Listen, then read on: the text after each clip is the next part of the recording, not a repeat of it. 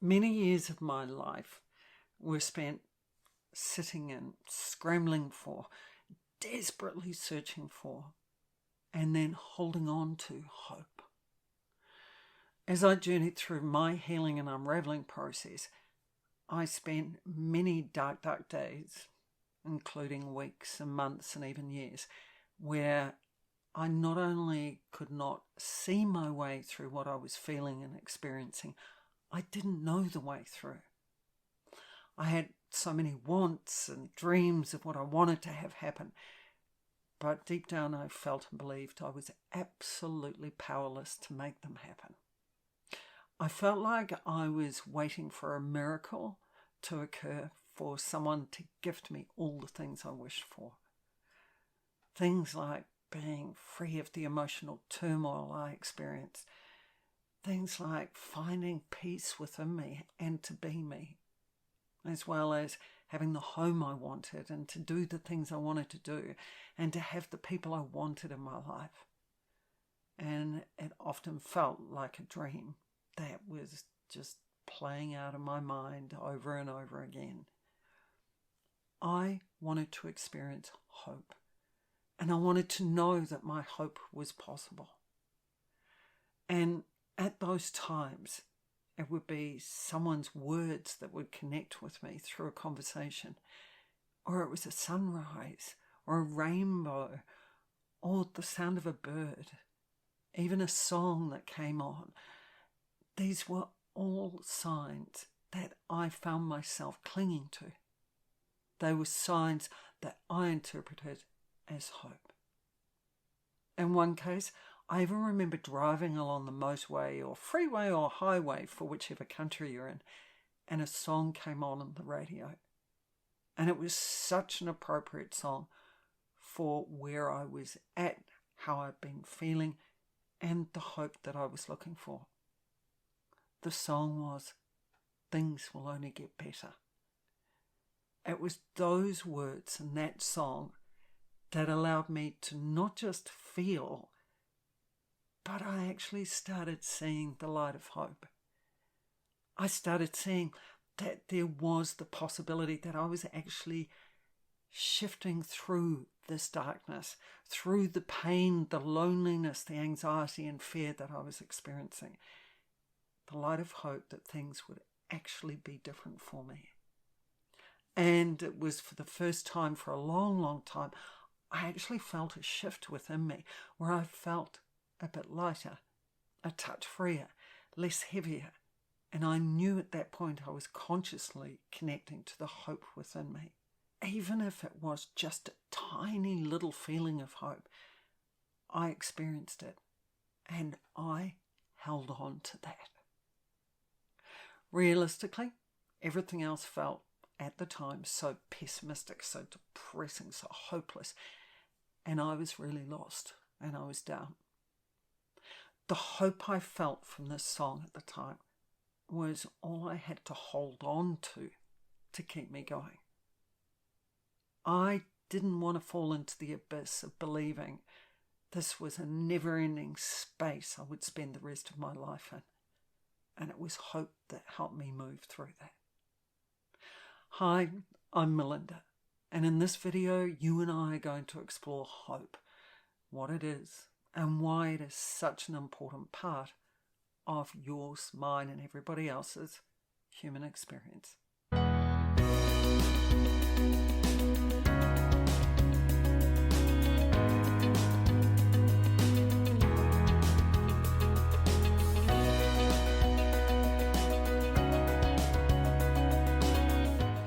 I find it really interesting, though, that when we access and are conscious of hope, it's when we face difficult situations or experiences.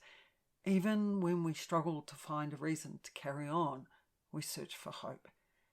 We look for the drive and the motivation and the belief that we can get through the time we're going through.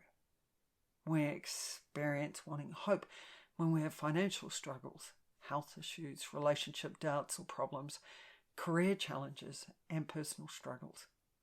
And isn't it interesting, we don't tend to think about hope until we feel we are without it. So it is important that you honour the process of hope and what it does for you, what it gives and shares with you and gives you. For me, hope was finding a reason. It was finding a sign and the faith to carry on, to continue to work on healing myself, to continue forward, even with breathing. As there were many times I knew I was just existing and even some days just surviving. And there were many times I became driven and even desperate to find hope. I would go to psychics to find hope. I would work with runes to find hope. I would ask the same question of the universe and close friends over and over again to find hope. I would search for hope and signs from the universe, like rainbows. I was desperately trying to find something that I could hold on to. I was operating out of my neediness, the emotional hole that I felt within me, that I felt would never be filled, which is what was driving me to find hope. And something I will say is that all those things that I did and what I experienced was and is not wrong and is not weak. It was the hurt, the conditioned and lost part of me, that human me that needed to rely on other things and people to reassure and support me, because I couldn't do it for myself. When my neediness and those steps and actions that I took and the people and things I turned to became limiting, is when I started to use these processes as a crutch and become dependent on them. They are valuable for your transition time to help you get through the times where you need help and hope. Hope in these processes are part of our growth experience and process if we require them, and if they are the ones that are right for you. Yet they can also create false hope in the form of expectations, which may or cannot be fulfilled. The signs of hope that we look for and that we receive help us to connect to the hope that's within us. They help us to hope for what is possible, which supports us to keep moving forward, to keep growing, to keep evolving, to keep healing, and in some cases to keep living. These experiences teach us how hope becomes belief as it moves from possibility to probability to actuality to reality, especially when we connect to it within us and we influence and contribute to what we hope will happen. Hope is not a stagnant state for you and I and everyone else to live in. It's the feeling and the motivation we need to take back responsibility for transforming our hope into a reality. We influence our hope in two ways: by taking the steps to contribute to and make what we hope for happen. And if it's not exactly what we hope for, we contribute to what we're meant to experience and have happen. And the second step is by opening ourselves up to receiving what we hope to happen, because we deserve it to happen for us. Why was I searching for hope? Well, it was because I had lost the connection to the hope within me. I was searching for hope because I wanted things to be different. I wanted to escape where I was at. I wanted to escape the pain of the emotion I was feeling, the feelings of loss and isolation, and the believing I was stuck and stagnating. I wished for, I wanted, and I actually needed what I hoped and dreamed for to happen. I needed it so that I could feel of value, because I believed I was not worthy or good enough. I needed it to feel that I was loved. because I believed I was unlovable. I needed it to feel safe and secure emotionally and physically because I was so emotionally hurt. I was needy to know I was going to be okay. I needed hope that I was going to be okay. I was needy to be reassured by hope that I was on the right track and that things would change.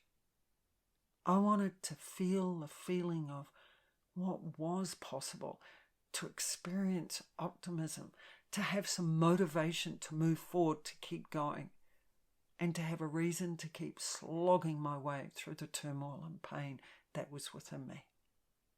I had expectations of what should and could happen and be in my life, and these things were not happening.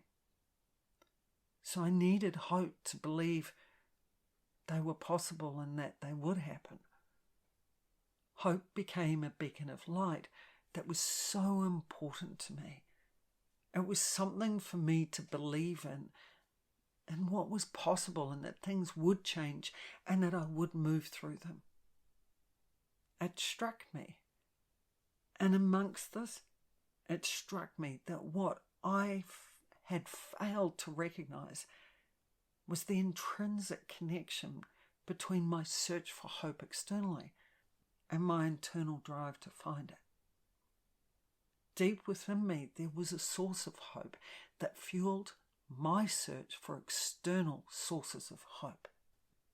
It was my belief in myself and my ability to overcome challenges that made hope so crucial in my life. And I couldn't see that or recognize that because my total focus around hope was external. Isn't it bizarre that in order for us to seek hope from external sources, we must first be connected to our hope internally? Otherwise, how can we believe hope is possible? Only when we possess a sense of hope within ourselves and the confidence that we can navigate hardships do we perceive the possibility of finding hope outside of us. Hope is a human process that is beyond essential for your journey of healing, growth, and unraveling of the person you became, so you can reconnect to and be who you truly are again. Hope is critical for you to be able to find your way through pessimism, through the healing of past experiences, and out of diminished spaces we can find ourselves in. Hope is your dreams, your wishes, your expectations that things were different. Hope is actually your neediness to feel safe and secure, that things will change and be different, that you'll be okay. But what you miss out on in the meantime, while you hold on to the hope of what's going to happen in the future, is you miss out on what's happening right now and the beauty of it. You can miss out on living fully in your current realm. And the reality is, in some cases, some of those expectations you have, some of those dreams and hopes and wants you have may never happen. But other situations, other opportunities, and other beautiful experiences will happen for you that are right for you, for your evolvement as a soul in a human body. But if you hold on to the experiences you want to have happen, if you hold on to the hope so strongly that you strangle it, you'll miss out on embracing and making the most of what is happening. Hope is a light, and that light is actually within you. And the reason we look to others for hope is because we don't have the faith and the trust to look within to find our own hope, because we don't know where to find it within us. You know you'll be looked after, you always have. Yes, it may have been uncomfortable and painful. Yes, it has moments of stress and possibly even difficulty. But you got through those times because you're listening to me. Recognize the talents, the qualities and the abilities, the help, the love, the support, and the abundance that was there to help you to get through those tough times and those difficult times. You know you're looked after, even in your moments of deepest, darkest despair. All of us are looked after. There's always someone there, whether they're physically with us or not. Whether we're to knock on their door or they're to knock on ours. There's something and someone there that will help us through. And it may even be within you, being you. The key is for you to know you deserve more. And you deserve it to be easier. And you deserve to embrace the gifts and the joy of what is in the moment you are experiencing. Because the more you can embrace the gifts, the joy and the benefits that you're experiencing, the more you will be open to receiving more. The more you will attract into your life. And the more that energy becomes a fuller part of who you are and the world around you. I want to finish with a conscious reaffirmation that hope in its light is actually within you. And when you move beyond the human conditioning and needing hope, what you have is your true self. You have trust of yourself, acceptance, and the ability to see the beauty of what you're going through, the ability to see the beauty of who you are and what is happening in your life, and you embrace it and make the most of it. Make it okay to have hope. Make it okay to ask for signs of hope. Make it okay to be aware of looking for signs of hope. But be aware of not becoming dependent on external things to connect you to your hope. Your hope is within you. Continue to grow your connection to your hope and transform your hope into faith and trust in yourself. Then you will go from hope to trust. You will cease to hope for things. You will believe in the possibility of them. Then you will trust the probability of them as you contribute and influence them happening. And then you will know and experience the actuality of them. They will happen because you contribute to them happening and making them happen, and you're open to receiving them. And during your growth and evolvement, if you discover you have echoes of hope that you have given up on, then you have a chance and have been given a gift to understand hope in a different way and at another level. And you may even want to check out my podcast that explores this, called Not Giving Up on Hope. I know you can. I know you can make a difference to yourself through unraveling, through healing and discovering the magic within you. Through you allowing hope to be a part of your life to help you journey from hope to possibility, to faith and probability, to trust and knowing and making what you hope for an actuality.